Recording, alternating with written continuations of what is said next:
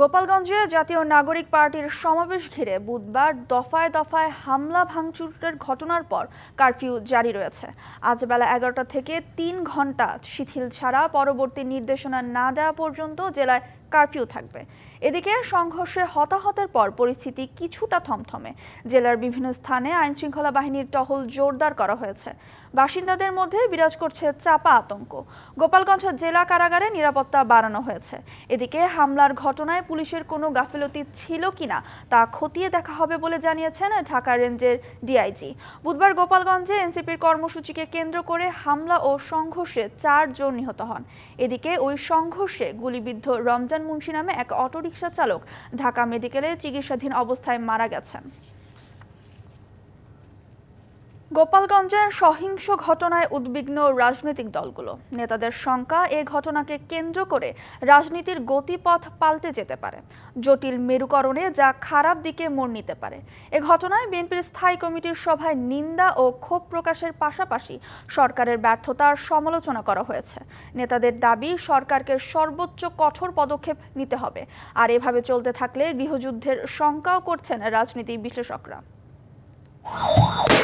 এনসিপির সমাবেশ কেন্দ্র করে বুধবার গোপালগঞ্জের সহিংস ঘটনায় রাজনৈতিক অঙ্গনে আবারও বেড়েছে উৎকণ্ঠা। ওই ঘটনায় কয়েকজন হতাহত হবার পর গোপালগঞ্জে জারি করা হয় কারফিউ। এমন সহিংসতায় দেশব্যাপী ক্ষোভ বিক্ষোভের পাশাপাশি বইতে থাকে নিন্দার ঝড়। বুধবার রাতে বিএনপির স্থায়ী কমিটির বৈঠকে এ নিয়ে উদ্বেগ প্রকাশ করা হয়। বলা হয়, সতর্ক না হলে গণতন্ত্র বিরোধী অপশক্তি সুযোগ পাবে।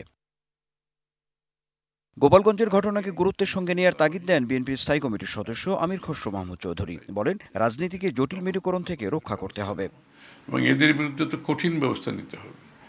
যারা এই কাজগুলো করেছে তাদের বিরুদ্ধে আইনগত তো আছে, এবং এদেরকে আইডেন্টিফাই করতে হবে এরা কোত্থেকে আসছে, কারা এর পেছনে কী আছে, এটা রুটে যেতে হবে তো, তাই না? নতুন মেরুকরণের কিছু নাই। তাদের রাজনীতিতে ফিরে আসার তো কোনো সুযোগ নেই। পেশি শক্তি দিয়ে কোনো আসার কোনো সুযোগ নেই। সেটা বাংলাদেশের মানুষ তাদেরকে প্রত্যাখ্যান করেছে, তাদেরকে প্রতিরোধ করবে।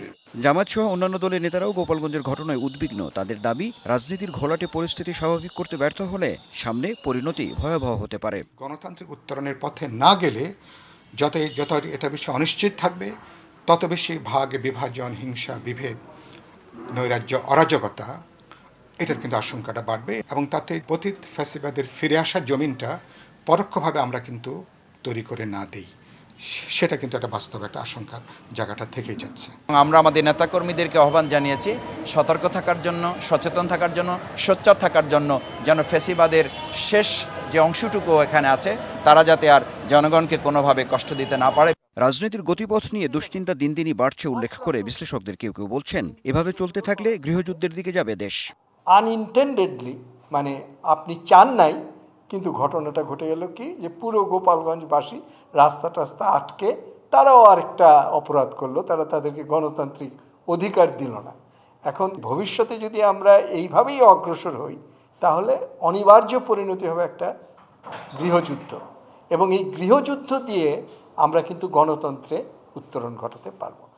সমন্বিত উদ্যোগ ও সর্বদলীয় ঐক্য ছাড়া কোনো সমস্যারই সমাধান হবে না বলেও মনে করেন এ রাজনীতি বিশ্লেষক।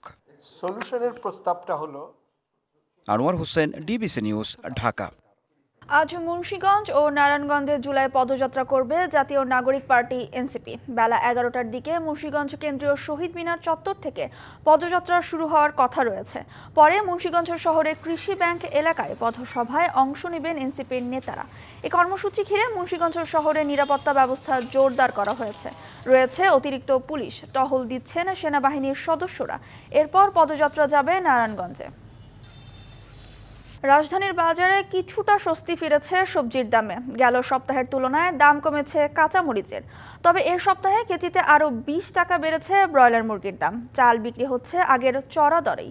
রাজধানীর মোহাম্মদপুর কৃষি বাজার ঘুরে দেখা গেছে কাঁচামরিচ বিক্রি হচ্ছে 240 থেকে 250 টাকা কেজি দরে। বেগুন মানভেদে 80 থেকে 100 টাকা কেজি, পেঁপে 40, পটল 40 থেকে 60, ঢেঁড়স 60, বরবটি 80 টাকা কেজি। বিক্রেতারা বলছেন সরবরাহ বাড়ায় বেশিরভাগ সবজির দামই কমেছে।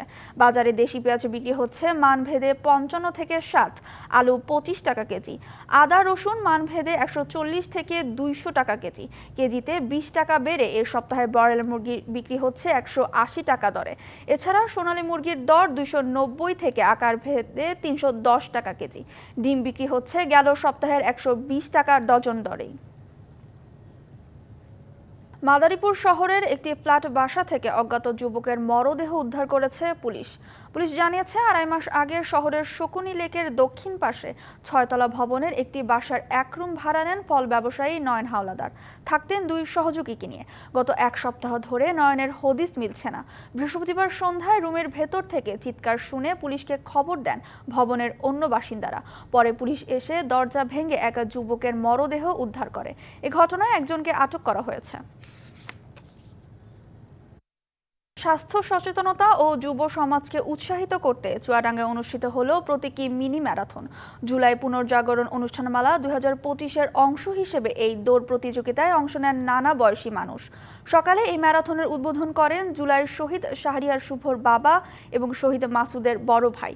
আয়োজকেরা জানান সুস্থ জীবন গঠনে শরীরচর্চা ও ক্রীড়ার গুরুত্ব তুলে ধরতে এই আয়োজন। এরপর চুয়াডাঙ্গা সরকারি কলেজের শহীদ মিনার প্রাঙ্গণ থেকে শুরু হয় মিনি ম্যারাথন। কলেজ থেকে শুরু হয়ে শেষ হয় চুয়াডাঙ্গা সার্কিট হাউস চত্বরে। পরে অংশগ্রহণকারী প্রথম 3 জনকে ক্রেস্ট প্রদান করা হয়।